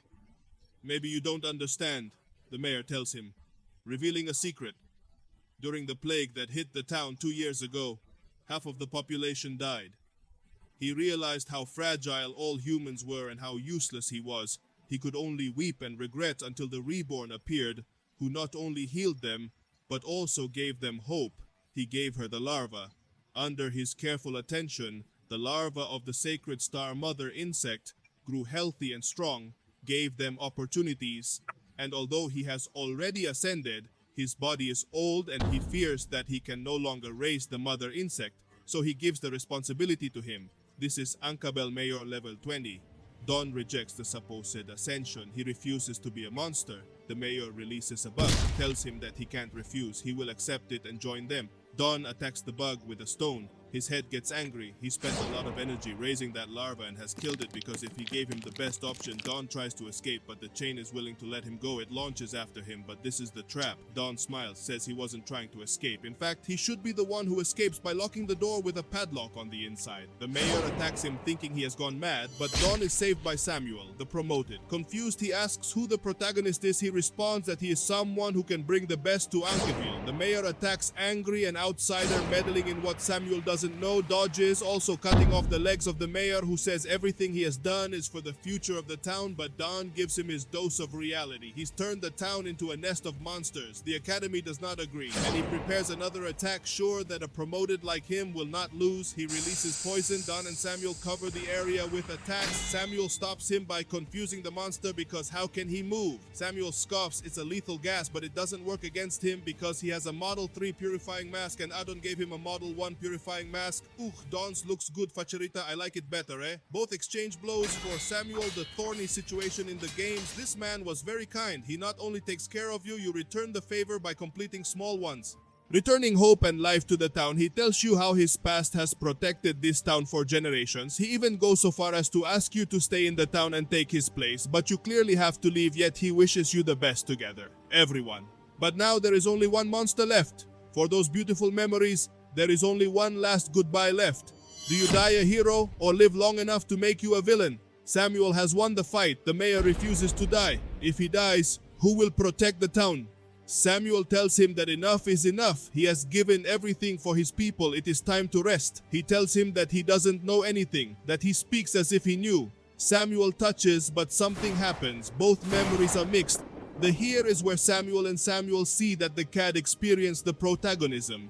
He wonders how that happened and why the mayor is surprised now. He knows that Samuel did meet him if they have history and it was beautiful. It's a shame he can't do that. Again, he comes to himself saying that in the name of his past relationship cannot cause more harm. And again, he asks him if he can protect the town, handing him an object and grinding. Samuel has completed the mission by obtaining a rusty key in which he can open the secret door and the sacred insect crystal, one that has an unknown function. Plus, he gets the mayor's ashes. Samuel doesn't know what he's supposed to do with that crystal, but again he sees the mayor's memories leading them to a cave, and in it a fragment of the world's soul being used by a reborn. It's underground, but how is that possible? Samuel asks himself, such a large fragment in those reborn. He realizes Samuel's presence and tells him that he will be waiting for him. Samuel thinks waiting for him if he doesn't even know where he is in that. Outside, the minions notice the death of the mayor by ringing the bell to gather everyone and kill the murderer. But on the outskirts of the town, someone says that it seems that they have been ahead of him. But it doesn't matter. There is no longer salvation for them. According to the designs of the church, they must be exterminated. What the fuck are the honored sisters? But what the fuck are the dick? These rich things are the sisters from Rosario,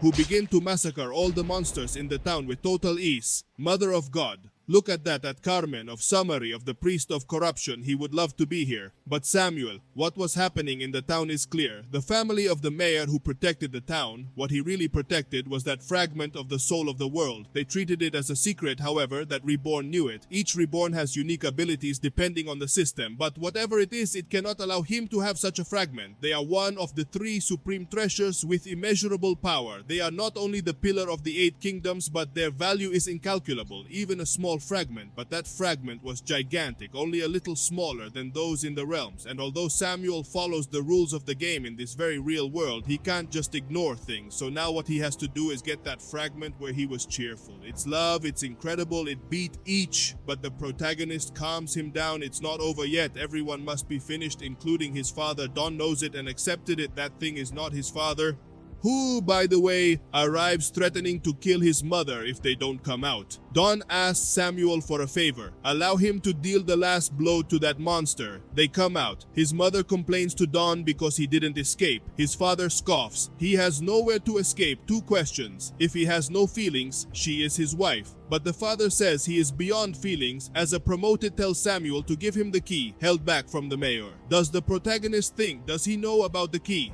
Knows how to use it, agreeing to give it to him if he releases Don's mother. That, by the way, the lady also has her own thing, huh? Didn't Don's father really plan on leaving him? Yes, after getting the key, they ordered them to be killed, but Samuel saw it coming from leagues away. He makes it easy to kill everyone, scaring Don's father. He is very strong, not like the others who came before, and he tries to run away, but in that, he is intercepted by 2 other of his colleagues, who reports that in the town everyone is dead. That guy is killed right away.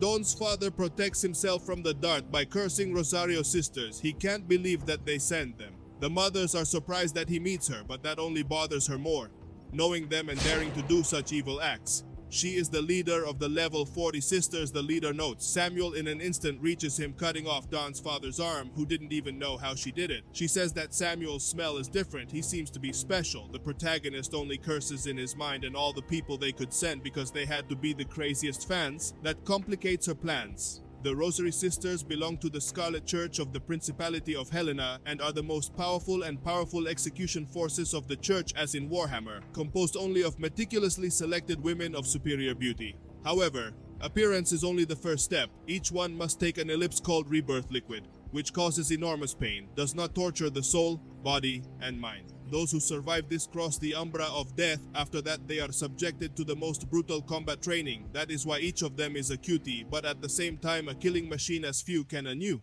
Maybe I can beat them, but 5 at a time is impossible. Now the leader of the sisters asks if she's afraid she won't talk. Samuel responds somewhat nervously that he does not dare to challenge them. They are famous, and their incredible abilities, the glorious sisters of Rosario, now that I think about it, is in the name of something that would have stuck with my grandmother and her friends. Samuel also adds his thanks for saving them. She replies cheerfully that she didn't expect his tongue to be so sweet, but there is something wrong with her. They're not there to save, they're there to destroy. Nothing will escape this town alive, not even they do not get angry and insult her because of killing innocents they attack her. But Samuel stops the attack. The sister tells him that he seems hours in Devoto. He already wanted to leave it for last and enjoy his death, but since he rebels against Elmo, he will be the first. Samuel replies that he has no intention of fighting. Just one question: why does the church order the annihilation of the people? Why attack civilians? That's something the church wouldn't do. She makes fun of him. What does he know about the church? What does he know about the Order of Sisters, which is also secret? Samuel recites the sister's oath: life is like bright scarlet flower petals, but it is phimera. Faith is like the stem that sustains beauty. Manifest, this is both an act of courage in the face of death and a demonstration of devotion. The sisters are clearly surprised that he knows the secret doctrine, but no man should know that he says it. It is a death penalty, so they launch to kill him. But Samuel has another ace up his sleeve. He takes out the emblem and unique technique of the sisters, the Scarlet Rose. They quickly kneel, accept the law of the Scarlet Rose. It is something extremely valuable and secret, difficult to obtain. It is like a prize within the order, not even the law of. Does he have one? But he does. How is it possible? Of course, but if love is possible because it is a prize in the games, obtained after completing all the missions of the order, there are several colors of said emblem. Scarlet is the highest, and the one that gives you prestige and power, only infojor to the Pope himself below you. Everyone must obey. He now acts confidently, saying what he wanted to remain with his identity hidden. But given what he has seen, he is not going to restrain himself, asking if he does not have authority. They agree to forgive civilians who are not infected, in that the father. Excuse me, she tries to take the opportunity to escape. She was going to kill him, but Samuel stops her, saves the man by asking the law if he also plans to protect the guilty. He says no, but he has reasons for letting him live. The reason he cannot reveal, and this is very simple. If he doesn't follow him, how are he going to discover the guy's lair? They attack him because he has broken the law, but Samuel becomes invisible. They can still feel his presence, so they plan to follow him, but they will let him run the law a little, kill him, take his head and the emblem, the church, so his glory will increase. He is really a blessing for her. Samuel Kores knows that they are going to set a trap for her. With her current level invisibility, there is no way they can't follow him. He must win 2 important battles to obtain that soul stone, using his unlock point to unlock an account by unlocking a game called Age of Civilization 1, a strategy, construction, and exploration simulation type, and his account in the game was a guide, a non-combatant account in which he is going to merge with him and will obtain 25% of his skills and resources that he had in that game. Although he is not a combatant, Samuel is not. Disgusted, Konesa counts on her, obtains the skills necessary to take Anka as his main base and create his own kingdom, which will be indispensable for his middle and later stages, but for now he will focus on the final battle. Don's father had arrived with the key, kneeling in front of a holy father. Well, he calls him Holy Father and begs him for the power to kill the invaders, and this thirst, giving him more power, transforms him into a monster. Level 40, the executioner of the sacred insect. Outside the lair, the remnants of the cult were angry. They wonder, how was it possible that the mayor gave the key to that nobody who is not even able to control his own son and wife? They sacrifice more than him, planning to assassinate him once he gets out, but the door opens and they are immediately attacked. Don's father, fully ascended, tells him that in the past he suffered at their hands, but now he is going to give them what he deserves by absorbing their lives. That's when Samuel arrives. Don's father wonders how he found him, but it doesn't matter. Samuel immediately attacks him. Skiing goes to find the tentacles of the thing. Question 2, the monster. How can I not kill him if, at his highest levels, it's surely a coincidence launching himself at him, but he immediately attacks. He is totally slaughtered by Samuel. Don's father wonders how is it possible if he is level 10, but no, certainly Samuel's official level is 10, but it is real. It is 10 plus 30, which gives a total of 40. On top of that, his high quality equipment is more than enough to humiliate a monster. Level 40, Samuel does not finish it because he promised to leave the last blow for Don. Don's father curses his son. I wish he had never had it. Those words touch Samuel because his own father, when not to him and his mother, he said similar words. Well, it is confirmed that he is from Latin American manhua. Samuel calms down and decides to move forward in that period of an attempt to attack him since the door should not be opened. But the leader of the sisters steps on him and takes the key, asking, man, if this is why she worked so hard, she has doubts that it's there. He thinks her tools have finally arrived. She responds that he doesn't know what's behind those doors, but she still seems interested. She answers that no, she doesn't know what there is either, but anyway, whatever it is, she lost. The queen wants the church, but for herself, what she wants is Samuel. The protagonist responds that he flatters him or that he knows deep down, which is quite the opposite. Don's father says he has no idea what a great entity is in there. He was the one who gave him his immortal body, but in that Don appears, his father tries to take his body, but Don breaks it in two, sending him to the afterlife. When killing him, he had 7 levels at once. The captain approaches Joy applauding that child has killed his own blood. Not only that, she has managed to raise her level. That's why she asks. Giving her what she feels is love, she intervenes. She tells her not to hurt her, plus raising her level by killing family members. She should know well what she feels when hearing those words. She feels a headache. She sees an image. She is a girl, a fire. One of the sisters asks her what's going on. She replies that nothing. She only saw strange visions. But the truth is that those are her memories suppressed by the church, erased by force. But she is special that she still preserves them, thinks Samuel. Samuel orders the little one to leave this place. It is no longer suitable for him. Sister asks what's wrong. Behind the door, she hopes that it is not in vain.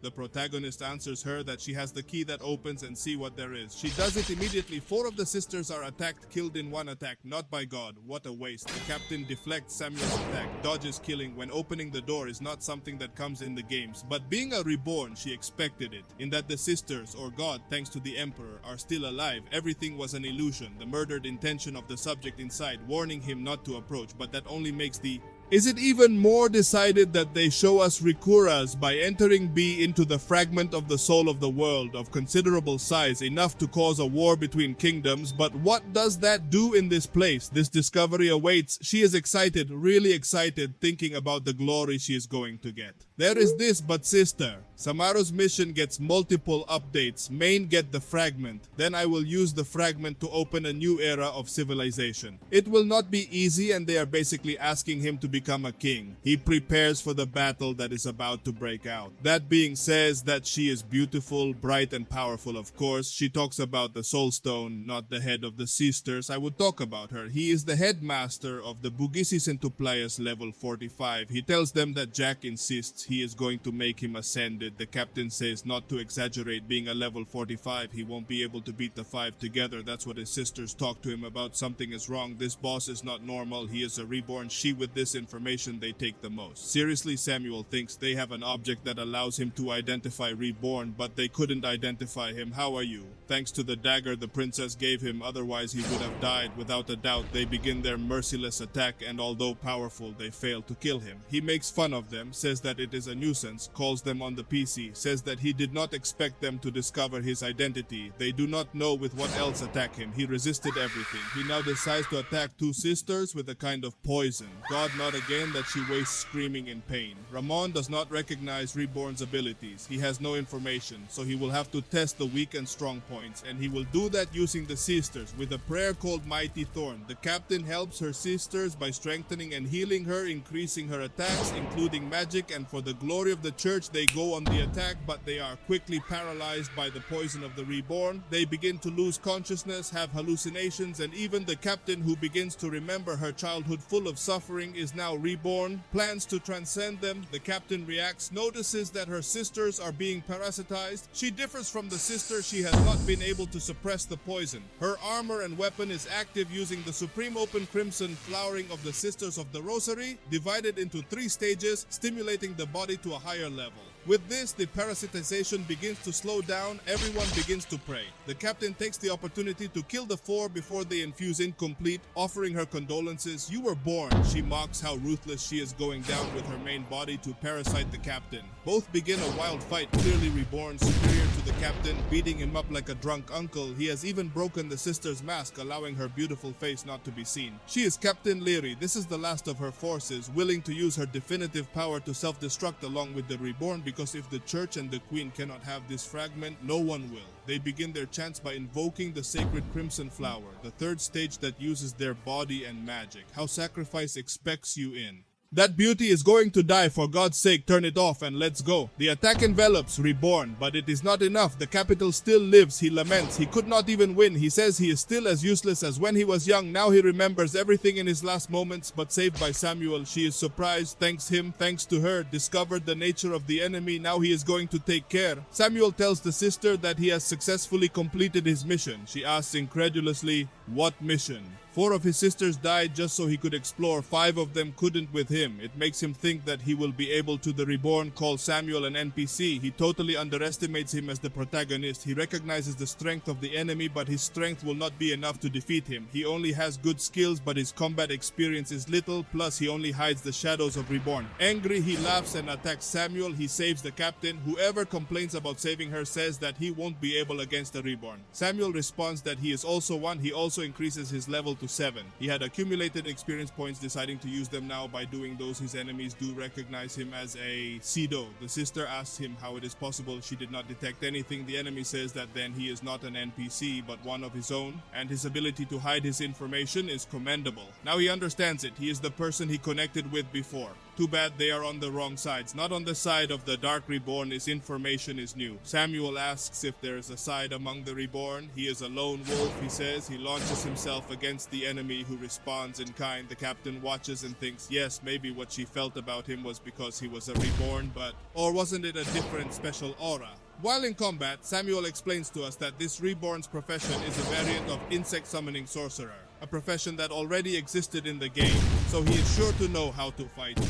Samuel and Buggis exchange blows, but the movements of the world are totally countered by Samuel, who keeps saying it. Even the captain is surprised by said speed. Bugisi gets angry and changes his body to adapt to Samuel's speed, also recovering his health. Come on, this is like Budokai Tenkaichi Tree, which regained health when you went up from the bug launches itself, but still not enough to reach the protagonist using his shadow step. Basically an instant teleportation ability hitting Bujizia to the point that totally angry shows his true body to fight with everything, gathers even his most loyal followers by emitting an annoying squeal. Several monsters come to him. He's dead. The entire summoning bell brings the mayor, who is the same level as his summoner, launching himself against the beasts, annihilating them. I have been reborn in what it is to go to everything he does, every step he takes, that damn opposite. It subtracts because it launches towards the stone of the soul. He was going to do something, but Samuel stabs him in the back, being transported to Bujisi's memories in his past life. Bujisi was a biologist who discovered a special substance in the bodies of insects, one that would help with some diseases of humans, but was betrayed by his business partner. They also took away his creation BB, or he was going to say it in English but better in Spanish.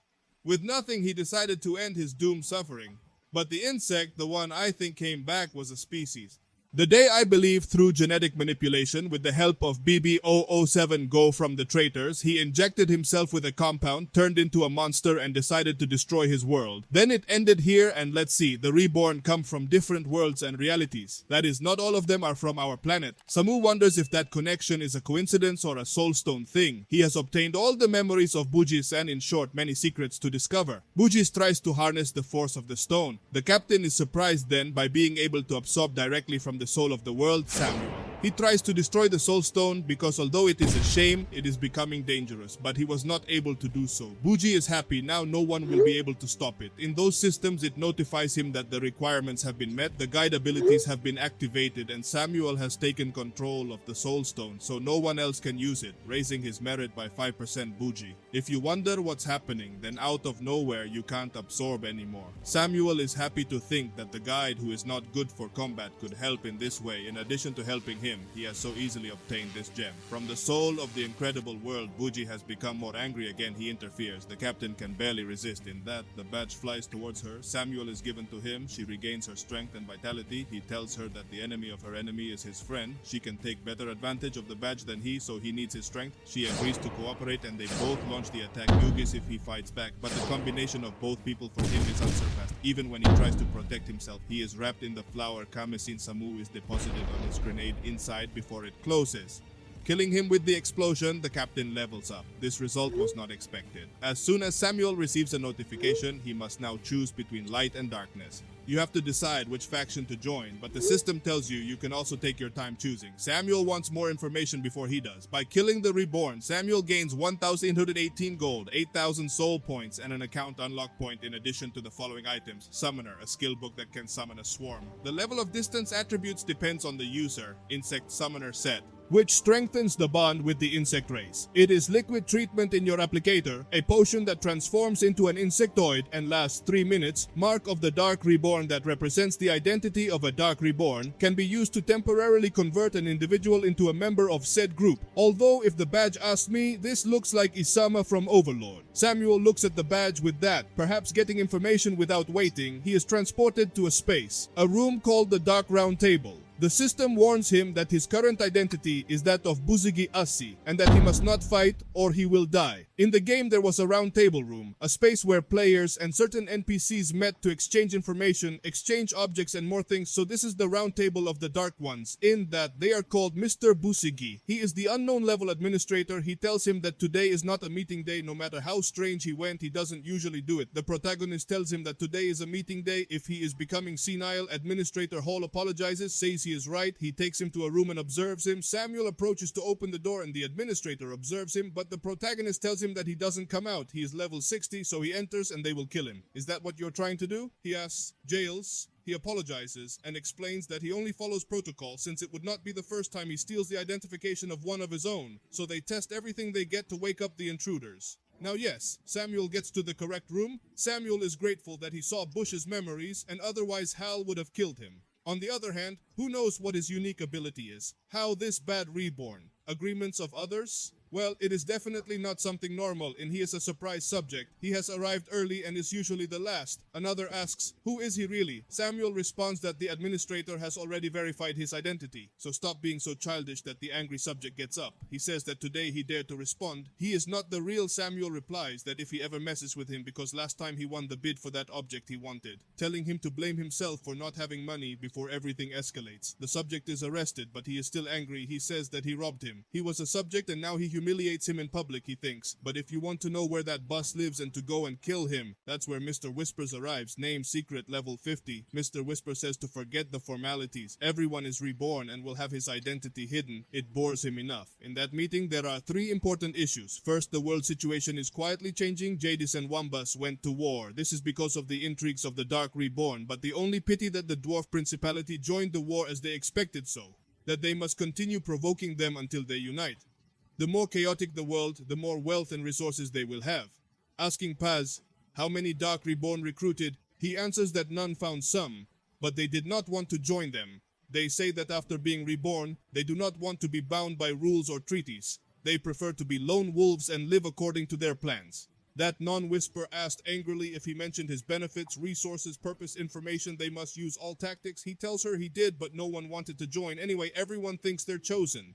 Protagonist, you don't understand how dangerous this world is, so you killed all those who didn't listen, and those who could. Of course, Mr. Whisper, do you agree with what he made peace? In that other, he says that there is no need to worry, because his side already has more people than the light and the neutral. The Dark Lord knows it, but they are pressuring. Now he wants to congratulate Buhisi or Bushji. I forgot how he was with his cunning intelligence caused a lot of trouble. The Principality of Olena and the Church has also facilitated its operations in Helena, which is why it has promoted him to level. Aside tayo marishintig and presa desavoited the main tin, allowing him to obtain more information and buy higher level objects in the store. That raises everyone's envy even more of Paz, who plans to kill him with more reason and steal whatever he buys in those. Samuel has another request. He asks to be allowed to recruit. Reborn Paz is angry. That is his task. Perhaps he wants to steal it from him. Mr. Whisper agrees. The more talents the better, and if he recruits more people who pass, he will give him a prize. That makes Samuel happy, who thinks that he will have to pretend to be witches and takes more time after the meeting to go to the store, where he is greeted by another Mama Sota. Holy God bless the manjua's creature. She greets him eloquently, thinking he is Busigi. He greets him back, reports that he obtained a level 49 permit, so he is there to make a great purchase. She shows him what he does love, finds something really interesting, a pioneer from the base, an object from deep space, a drone that serves to build with a price of 1,000 gold coins. She asks if she is interested. He says yes, but offers 10,000 is a theft. She says it is an original artifact, nor what she would sell it at that price, but Where is that drone used to build with 10,000 gold coins you can buy without slave? They do the same thing as the drone. Who would spend 1,000 on a drone to build houses? Also, even if you buy it, you won't be able to use it. It will stay collecting dust in the store. She sinks. He has really guessed it. The drone under its value was a level 99 object. Now it is 49 and still no one wants it. She plans to sell it anyway. The last time the wine made her a lot of money, she acts flirtatious. How lucky they have any and agrees to sell it, but adding a condition. She responds that as long as it is not excessive, she will think about it. She tells him she wants his help when she needs it, making the purchase and leaving for some more. That machine really is a gem. In addition, he solved the mess of Anka's town with which he obtained an unlock point of. And he has 100% completed the exploration of the town, the place where the dream begins. The system tells him that no one knows, but Anka is the place of origin of the first king of the Star Dynasty. Mina Antilles was an orphan of Anka. Now Zamora understands because in the underground of Anka, in luxurious constructions and that great gem of the soul of the world, everything was part of the plan of the first king. But what was his goal? Later, the people were gathered in the old square thanking Samuel for saving them. Don told about his exploits, how he restored sanity to the mayor, and before he died, he left the town in his charge, and they say it's incredible, but what can they do? There are fewer than 100 survivors, mostly elderly, children, and women. Reconstructing is impossible. Samuel responds not to worry, he will take care of it, invoking the pioneer, who begins to repair the town with incredible speed. Even the materials are created by him. Does the captain, who was still out there, say it's surprising how much more secret she will have, asking her why she won't join Helena's principality? Samuel says that there is no need. He has no intention of serving any kingdom since he will be a king and he will not work for anyone. And his reign, it all starts today. The captain asks him if he has gone crazy, although he never belonged to any kingdom, but that doesn't mean he can indebtize himself here. Besides, if he does as he plans to face attacks from neighboring kingdoms, how will he have population, commerce, and resources? Zamo responds that for this reason, she is going to help him establish diplomatic relations with the kingdom of Helena. She responds that he was sent to destroy the town and asks him for help. Maybe he thinks he is very smart. He thinks she is very idiot. The only thing she will do is report and have the queen send troops to stifle his ambition until he grows. He says that what he does will depend on her. Giving him the badge as a gift, she leaves thinking he is a strange man, increasing his level of acceptance with the order that he goes from enemy to friendly. He has unlocked the main mission of the Rise of the Kingdom sub-account. Now he must form his civilization with this. In addition to being an open-world action game, it also incorporates an interesting construction simulation element, and even better, it still has account blocking. The surprise scholarship holder will bring the account he unlocks into this world, but first he will see what skills the guide account has. To begin with, God's view, the essence of construction simulation games, a direct view into his mind without interfering at all with his main perspective. Although the feeling of using it is strange, the system warns you that since the guide account is at 25%, the weapon gem utilization will also be 25%, which means that it cannot be advanced builds yet. But it's fine for what it needs. At that, he begins to see how far his sight can go, noticing that like in simulation games, the unexplored map has a fog. You can see what you explore clearly like the coal forest, but it's strange. You notice something, an army of demons moves there. But how? How is there an army of demons in the coal forest? Could it be that the first king's attack woke him up? He wonders. The system warns you that the demonic invasion occurred in 15 hours. Total number of enemies 299, and the demons range from level 10 to 25 and a demon leader level 30. Although, they ask me, there are more than 299 demons in this image. Samuel thinks for 15 hours just when the reconstruction begins, the town has no defense, where he speaks the question that occurs because he has been in a trance for a while. He orders the people to be gathered, explaining the situation. One of the elders says that his great-grandfather used to say that hundreds of years ago the town was not peaceful and that demons used to attack them. But one day a young man defeated them and brought peace. Most don't believe him and say that you are at 1000. But old man says no, he will still live 10 more years without going crazy. But anyway, they are going to take refuge. Samuel Kada, behind. Planning defenses. You will use your construction skill to place a thorn wall with defense of 25, construction time 10 minutes, arrow tower, piercers 15 minutes time, evil dragon breath 20 minutes, thorn trap 5 minutes. Only bad is that the pioneer can only build one thing at a time, although he does it 50% faster by getting to work. The demons advance, they've been suppressed for hundreds of years. It's time to kill. That man sealed him underground, that man, him. From this town he is Kamo, Lord of Demons. Level 30. Oh, Kamo, like Arkanto's enemy in Age of Mythology. Well, Kamo comes to seek revenge by killing that man's supposed descendants. But upon arriving, he finds himself with an iron defense. His demons are annihilated. He wonders how the hell is going on, how they knew about his attack. He goes to Samuel and thinks he is the first king. Samuel welcomes him. Kamo asks who is he now. He only has 256 demons left. The demon asks if he is perhaps a descendant of that man. But no.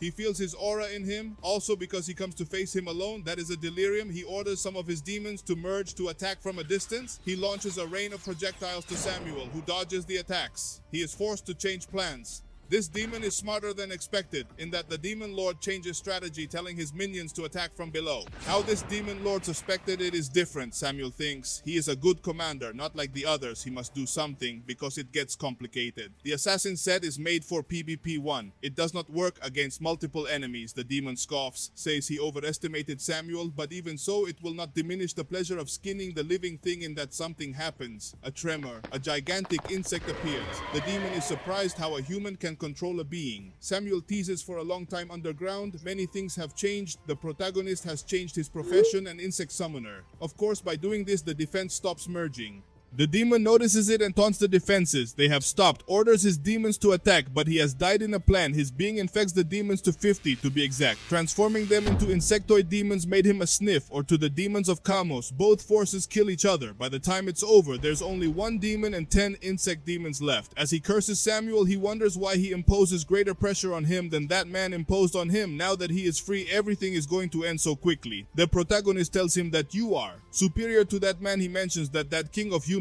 refers to, but he is curious. Unlike other demon lords who only know how to be cruel and bloodthirsty, the father is intelligent and aware in asking why. Kamo is surprised. That man eventually became the king of humans, so you're not ashamed of your previous defeat? And as for demons, why do you underestimate him? Or is it that while it was sealed, the demon race fell so low that they only know how to kill? Samuel understands the ancient demons were not like that, and the Kamo was sealed before the first war. One of the stars was not affected by the rupture of the soul of the world. Her master is surprised now. She understands why she felt everything was wrong. The soul of the world was broken. Now that he has resolved his doubts, Samuel will give Kamo a chance to go one-on-one, but Kamo drops his weapon and shouts to do whatever he wants to kill him, transforms his true form and asks him if he knows, because he came to take revenge on that man's descendant. He did the unforgivable thing of telling the face that he would support the soul of the world, but Kamo could not accept it. He fought for the soul of the world, and since she only belongs to him, he will not allow anyone to touch her. What the hell is this fucking madman telling me about? When he was little, he says, Kamo encountered a great gem of the soul of the world. It was then when a silent promise was made. He must have it, and to have it, that he would be the strongest in the world. Samuel is the first to understand that nothing for a demon to take human form is incredible. Also because he talks about him as a protagonist. Kamo responds that demons, as long as they are powerful, can take any form they want. Human form is not complicated at all. Question 2.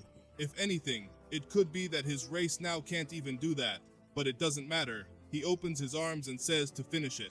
Samuel orders the creature to kill him in disbelief that a demon lord wanted to let himself be killed, but he stops. Killing him would be a waste. He tells him to help him become king if his life no longer interests him. Samuel thinks this demon is different. It has growth potential. If he uses it, he will undoubtedly be a great force. How do you attack Samuel for being arrogant? He who is about to die murdered is compared to that man. Samuel tells him that he can do it because he does it, something that man could not repair the soul of the world. Kamo stops the blow, incredulous, asks for an explanation. Samuel guides him, is going to show him, takes him to the fragments where when he sees him, Kamo cries like a child but asks, because something of such infinite power seems dead, it has no energy, what happens to his love, he asks.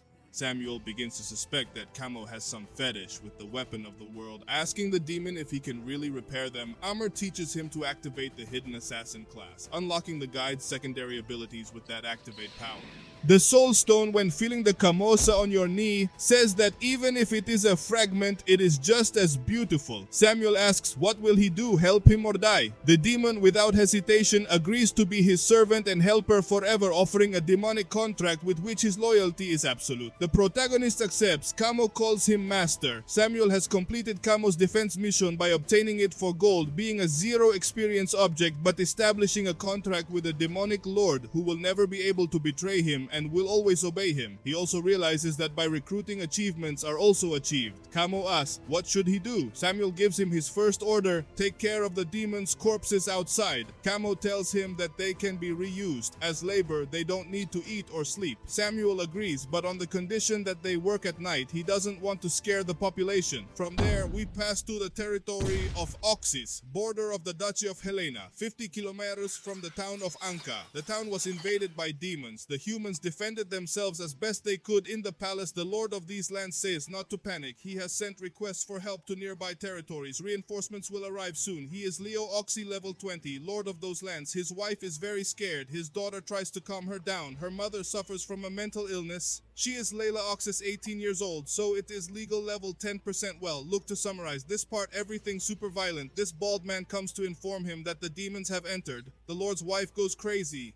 He hugs her and tells her calm. And the woman, I solved this, and she faints from so much masculinity. The old man, because he is 60 years old, comes out dressed like grandpa. When he is going to fight with the devil on the hill, his mother begins to fight with the demons. The guards celebrate, but they are stupid because they forgot that this is a war and the head of the demons arrived in the lobby. By the way, these demons serve Kamo, and since they are Kamo's demons, they are also intelligent and not at all bloodthirsty because yes, after all, they are ancient demons that were not affected by the breaking the soul of the world. He tells her that if he gives up, he will let them live and allow them to go. The guards are incredulous. The demons don't behave like that, thinking it's a deception, but the demon makes way and starts a countdown for them to accept his offer. The asshole guards are abandoning their mistress, also noticing that the demon did not lie, but he mocks. The grandfather does not negotiate with Spawn, so he's going to hit the devil with a machete, but Grandpa Zero Devil 1 loses just when they were going to kill him. His daughter intervenes. She prefers to die fighting the demon. He orders his followers to kill the old man and the young woman because with her they can do whatever they want. The demons start talking about what they are going to do with her. Some want to kill them, others say they better do things first. Triple XY, then they kill her. Huff upsets these demons. Anyway, all this is stopped when Samuel and Kamo arrive. The demons ask their lord why he turned into a human mount, but Kamo reprimands them. Instead of questioning him, they should kneel, which they do, thus ending the invasion, and that good earned good, not before that. Anka town. Everyone was surprised in one night the town was rebuilt and not destroyed by demons. What's more, it seems more prosperous than before. In the midst of Don's adulation, and the discussion is with Kama because he called him a cuckold man, a messenger arrived with the message of help from neighboring territory. Of course, arriving on time was not possible, but for Camus it was by transforming into a steed, and thus we return to the present day. Loro's daughter was happy. God heard her prayers. That man was her savior. The leader of the invasion asks his parrot, are they supposed to? Humans are food and tools to vent their anger. How come he lets himself be ridden by one Kamobaha, asking if he is mocking him? The demon replies that he would never do such a thing. He was just confused. Kamo apologizes to Samuel, calling him master. He says that his control over ordinary demons is 100%, but over elite demons only 70%. This fact surprises Samuel, who immediately kills the demon because if he does not obey, he does not deserve to exist. The other demons with fear obey 100%. The lord of these lands thanks. I never expect to see a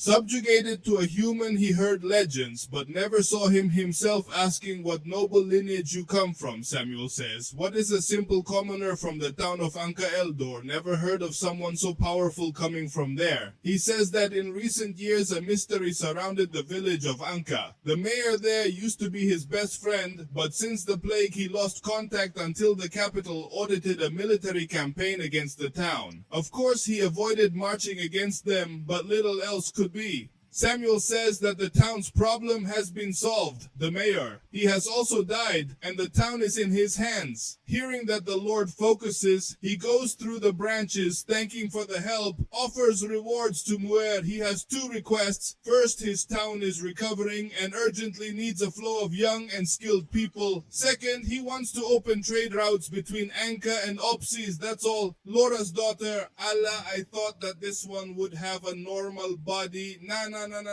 She is surprised he saved her and alone. Simple things. Her father stops her. She does not understand the nature of what they are asking for. For a territory, the most important thing is its population, and Ox has suffered a great loss in estimation, and still Strong has calculated all its losses. As for trade, it is the easiest thing to accept at the moment. Even so, the capital of the church comes running if the hip, but he will accept the request, so he will fulfill it. Well, these two close the deal in which the Lord's wife runs out screaming that her Lord was murdered by demons. Demons everywhere. Come on.